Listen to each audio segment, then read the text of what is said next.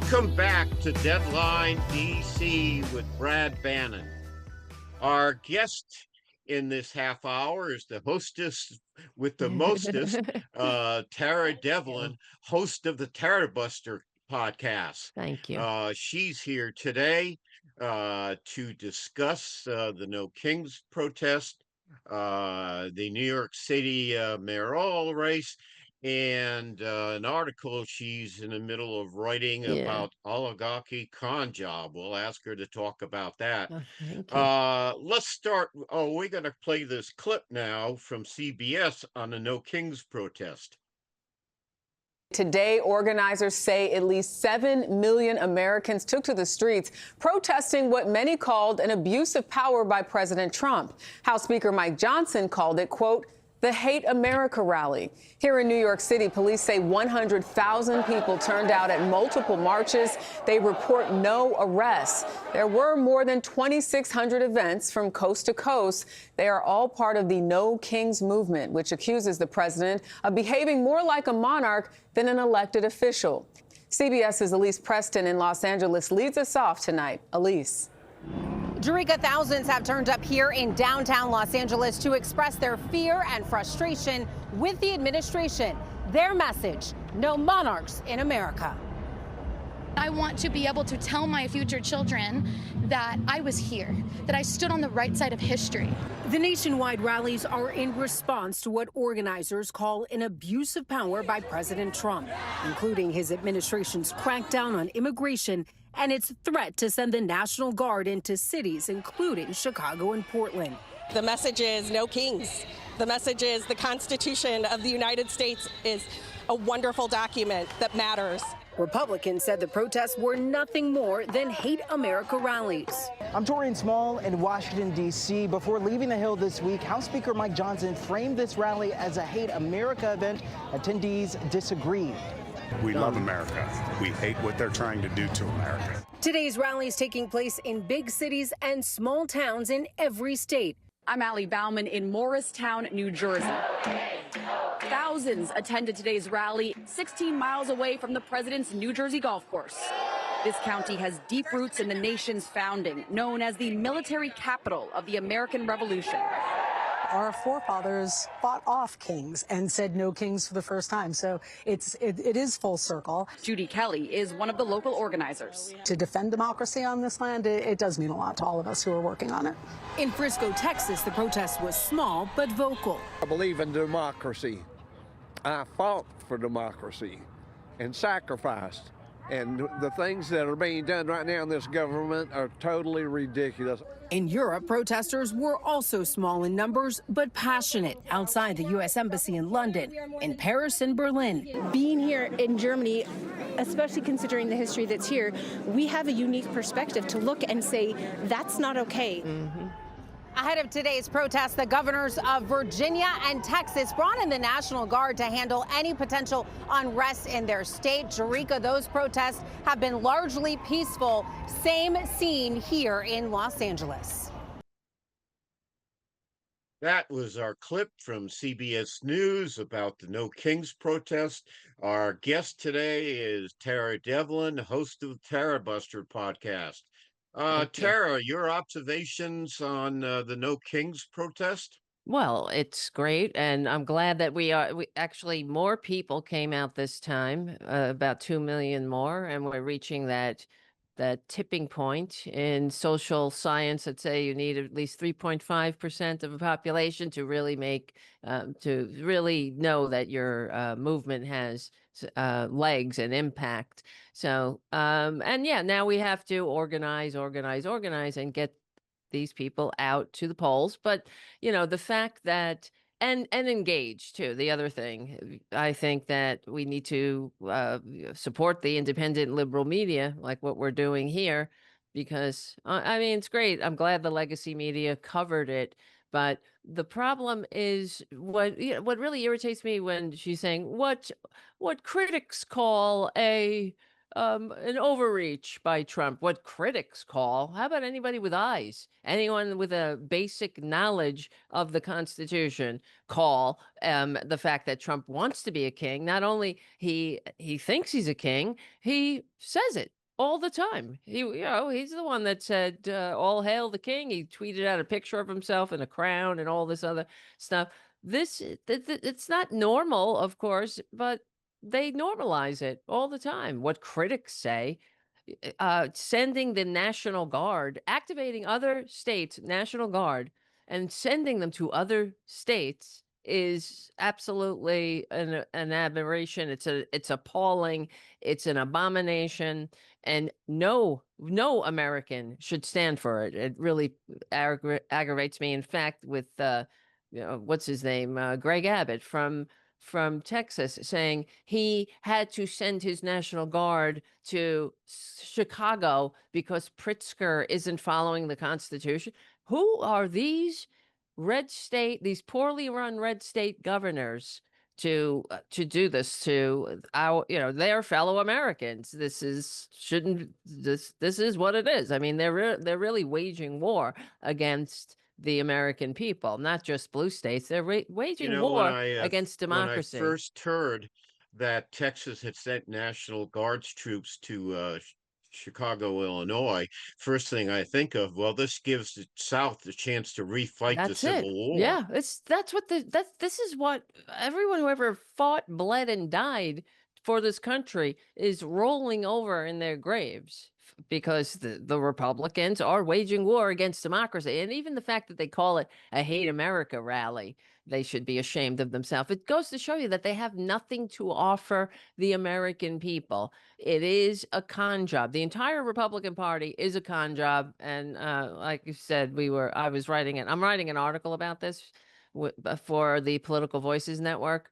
And it's time for the American people to face it. But you won't hear this from the legacy media because they are busy enabling the Republicans and taking them at their word. I mean, you don't have to simply report what Mike Johnson says to call it a Hate America rally. And in fact, to say that it's all Hamas and Antifa and domestic terrorists populating the No Kings March. First of all, Antifa is not an organization. It is an idea. And the fact that they call it that it's the greatest domestic terrorist threat goes to show us all that the Republican Party is running a scam on the American people. They don't want to they don't want to solve America's actual problems that they help create.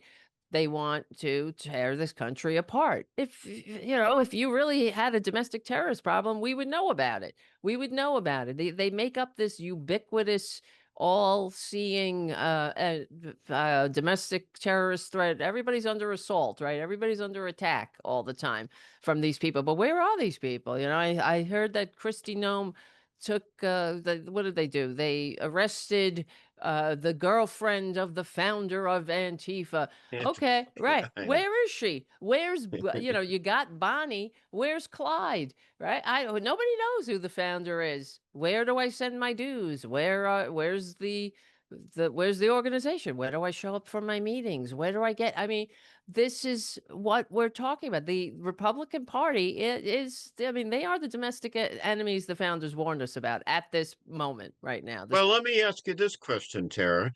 How do they get away with it? There's, clearly. Yeah, right. Because of the media. That I mean, prove me wrong. If we, we're having a discussion here, but I maybe I'm wrong. Maybe I'm misguided. I think it's the media. Since the consolidation of the media, we have half the country that are getting their information from media outlets that literally had to pay the largest fine in American history for lying to their viewers, or they were hit with the largest fine. It was reduced, but and studies show make its viewers less informed than those who watch no news at all. And then you have the right-wing influencers who are being funded by the Kremlin. And these people are enabled too. And these are the people that Kristi Noem has on the roofs of in Portland, looking down on the so-called domestic terrorists who are standing around in frog suits and clown suits and all these other, outfits that make the assault on them look ridiculous. And I'm glad they're doing that, really. So, but it's And by the way, since you mentioned Kristi Noem, Christmas came early for her today. The president just gifted her 2 luxury Gulfstream jets for her use. Really? I mean, it's good to be the king. This is what we're talking about. This guy, they're out of control. Republicans are not, and I've said it for years, that Republicans do not get into government. Tara, I'm going to have to interrupt you. Okay. We're coming up against a break. We'll be back with more of Deadline DC and Tara Devlin from Tarabuster right after this quick break. Well, welcome back to sorry. Deadline DC with Brad Bannon. Our special guest in this half hour is Tara Devlin, host of the Tarabuster podcast. If you're watching us, you can see the big blue Tarabuster sign on the screen. Let me ask you about this.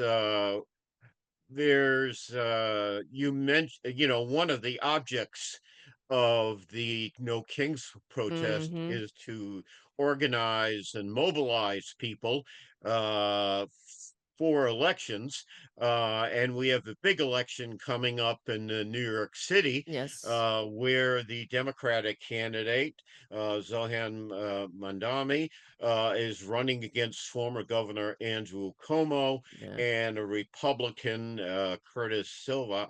What does that race look like?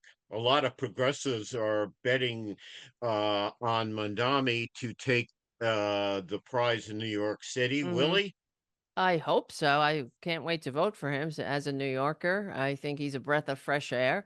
And the way that they attack him, as FDR said, judge me by my enemies, when all the, big billionaires are funding, the same billionaires who fund Trump are funding Cuomo. And really, he should just go away. We're sick of you, Cuomo. He was not exactly, even when he was the governor, and he wants to be the mayor now, but he lobby, what do you call it? He caucused with the Republicans. He created a body that actually it consisted of Republicans that he would use to block whatever progressive initiatives that the people voted for. This is who we're dealing with. And of course, he was rather handsy, not just, he was hands-on in more ways than one. But I'm just so sick of people like him. I think that the people of New York are too. And I'm glad to see it. But they can't even fight him fairly and squarely on the field of ideas. And this is how you know that they're afraid. But you gotta think, though, how much do you need? How much money do you people need? People just want a fair shake in New York. It's a very expensive city. It's hard to find affordable housing. And I mean, you just have to ask yourself, how much do these people want? Well, they want it all. And we're just asking for a seat at the table, a piece of, a fair share of the profit that our labor makes possible in the first place, and not have to live such a hard scrabble existence. That's what it means to be an American now. You don't know where, if you can get health care now again. It's just disgusting. But that's why people are gravitating towards Mandami, and I'm pleased to see it, because he's for real. Quick question before we go back to bring in our radio listeners. Will Mandami be able to organize all that energy of people in New York City who marched in the No Kings protest? That's the test. I really hope so. I think so. I think that they see Trump for what he is. And now a lot of people who voted for him are getting hurt. And if that's what it takes to wake you up, it's a shame that it has to go there, because we tried to warn you. We have to take another break here to bring back our radio listeners. We'll be back with more of Deadline DC and Tara Devlin, the host of Tarabuster, right after this very quick break. Welcome back to Deadline DC with Brad Bannon. My guest in this half hour is Tara Devlin, host of the Tarabuster podcast. If we ever start giving out frequent flyer miles to guests, Tara's going to be Oh, thank you. right at the top of the list. And we're I'll take glad it. she takes the time to join us occasionally. Tara, let's try this. One of the big news items out of New York City in our nation's capital was former Congressman Oh, George Santos was sprung from jail by his buddy Donald Trump after serving only a few months of his it's sentence. disgusting. Thoughts? Well, it's once again, the message is if you're a Trump loyalist, you can live a blatant life of crime. Santos is just like Trump, a lifelong con man, and he was the reason he was kicked out of Congress They is both have yeah. convictions for it. Yeah, they're both con men. A history of I did a whole thing about him a few times on my show because he lived in Queens. He was notorious for not paying his rent. Would always just take advantage of whatever progressive policies were out there. Like during the pandemic, he was, of course, living fat on the PPE loans and stuff that he had no business having access to. He's just a grifter, and the reason they kicked him out of Congress was because he was stealing from Republicans too. He was stealing from their one guy. I can't remember his name, but he I don't. I mean, shame on this person for allowing his mother to give George Santos her credit card number, but he was stealing from this fellow Republican's mother. This fellow Republican in the House, his mother, he was routinely charging her credit card, and he would not stop. So, and this is just a lifelong grifter. He's a very sick man. He's a sociopath, like like Trump is clearly, because you don't behave like that otherwise. You don't go out there and say, I'm the volleyball champion. I went to Columbia. I'm an astronaut. I climbed Mount Everest and everything that he talked about. But it's indicative of the Republican Party. As we remember, they didn't kick him out when they found out because they have no shame anymore. The Republican Party is all about power, and it's a scam. The whole thing, let's all face it. And I wish the corporate media, maybe one day they'll catch up, just the same way they're catching up with the fact that the Republicans in every Republican chest beats the heart of fascism. Okay, I've been saying that for years. Now let's get on board with the fact that the Republican Party is a party of grifters. The whole thing is a con to separate people from their money and make sure and destroy democracy so we don't have the ability to do anything about it. That's what they want to do. And they don't, because they're not very impressive people ultimately. They don't have what it takes to actually be those people that they want us to think they are. Like Santos, he would love to be a volleyball star, but that takes too much work. That you have to actually commit to something then. And you have to keep working at it and practicing. But they don't want to do that. Same thing with Trump. They just want the easy route. They want to rig the game. And that's why they get into government. They're not in government for altruism. They're not in government to help people, as we know. I mean, people who slap each other on the back for stripping Americans of health care, they should be ashamed of themselves. But no, they don't care. They want more money and power. So everything that they've been telling us for years, I've been screaming about it. You've been screaming about it. That trickle down is baloney. Their tax cuts don't pay for themselves. The Republican Party is bad for business. Ultimately, it's the truth. Everything that they run on is a scam. The whole thing. Deregulation leads to explosive business growth. It's just no, it doesn't. Regulations are written in blood. How many lead paint chips do you have to eat till you figure that out?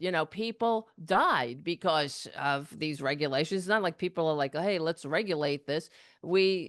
People learn hard lessons, and then here comes regulation, and they think, well, they it's so much cheaper to just pour your corporate poison into the environment. If you can make an extra buck, they don't have a community spirit. They don't like this country. I mean, really, they love government. They just don't like democracy. They love a big government that has its boot on your neck. So, that it's time to just get out there and tell people this. Enough with the enabling. Let's not take the Republicans at their word, corporate media, when they say, "Oh, the big beautiful bill is gonna be great for everybody," or when Mike Johnson says he's a real Article 1 guy, when he's just completely Excuse me for abdicated. chuckling, Tara. He's abdicated his role as a co-equal branch of government. So has the Supreme Court. It's just a disgusting disgrace that proves that they have never had an interest in democracy. It's pesky, it's annoying, and what they're doing is dragging us back to the system that the founders fought a revolution to overthrow. So nothing more American. Just like what they say, everything's a confession or a projection. To say that what we witnessed yesterday was a hate America rally, shame on them. It's just another example that they can't tell the truth. If they tried, they can't meet us fairly and Well, squarely. let me ask you a Mhm. question about that, Tara. Development I find very troubling is the new editor in chief of Mhm. CBS Yep. News, is a Trump crony. Yep. Now, CBS News, I remember the Rather breaking the Watergate Yes. conspiracy, Edward R. Right. Murrow taking on fascist That's McCarthyism. right. And, Fox News is Fox News, but when CBS Yes. uh, has someone like her as an editor in chief, it makes me really worry. So my Yes. question to you is, how do we break the hold of the corporate media? I mean, let's face it, let's be realistic here, Tara. If you took the Tarabuster viewers and Yes. added them on top of the Deadline DC viewers, CBS has more influence than the I two of them know, put it's together. sad. I know. So how do you, I'm sorry, No, I hear sorry to you. break That's that to why you. I always say we'll know this country's on the right track when people like that, when CBS is saying, please become a patron. And, we just are rolling on with telling the truth to the American people. Yeah, it's a disgrace, but that's why we're in this boat. Because of the deregulation of the media, because of the consolidation of the media, and how do we break through? We're breaking through. We're doing what we can now, but I really do wish the Democratic Party would do what the Republican Party did. See, they were smart years ago, the Republican Party, because they have nothing else in reality to boast about. So they would fund people like and elevate people like, for example, Diamond and Silk. I always point to them because as soon as they picked her up and they put that, not her, the two of them. Now there's only one because she took her own advice about COVID. But anyway, rest in peace, lady. But they picked her up and they picked them up and put them on Fox News, and this is what they would do. So they understood that wherever the American people went, they wanted them to meet their message, and that's why Putin funds right-wing influencers. That's why the Republican Party, the big wigs in the Republican Party, will go on these small podcasts and give these right-wing influencers a bigger platform that way. They don't do that in the Democratic Party, and it's really frustrating. Maybe they're going to learn now, but I think it's because of people like Schumer and the old guard.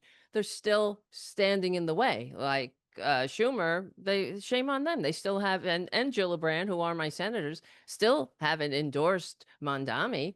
They don't see, I guess, a need to do it. I don't know why. They should be, and they're also funding some other some 80 near 80-year-old. I'm trying to remember where it is now, but Maine, yeah, Janet the Mills. right. Instead of the progressive challenger, he's endorsing this 80-year-old again. Yeah, it's time, for a sea change in the Democratic Party, in my opinion. But yeah, we have to get the message. That's how that's why we're in this boat. You see, that's why people in these poorly run red states where people like Mitch McConnell and the rest do nothing for the people they pretend to represent. In fact, they make their lives Tara, measurably worse. unfortunately, that's all the time we have What? on this No. occasion. I'm sure you will be back. I want to thank Tara Devlin, the host of Tarabuster podcast. Thank you. I want to thank Paul Lisnick, the political and legal analyst for WGN TV in Chicago. And a special thanks to my intrepid executive producer, Mark Grimaldi, who makes sure the show runs on time, and the train starts on time. We'll be miss the very best in aggressive progressive online TV at your own peril. We'll be back soon.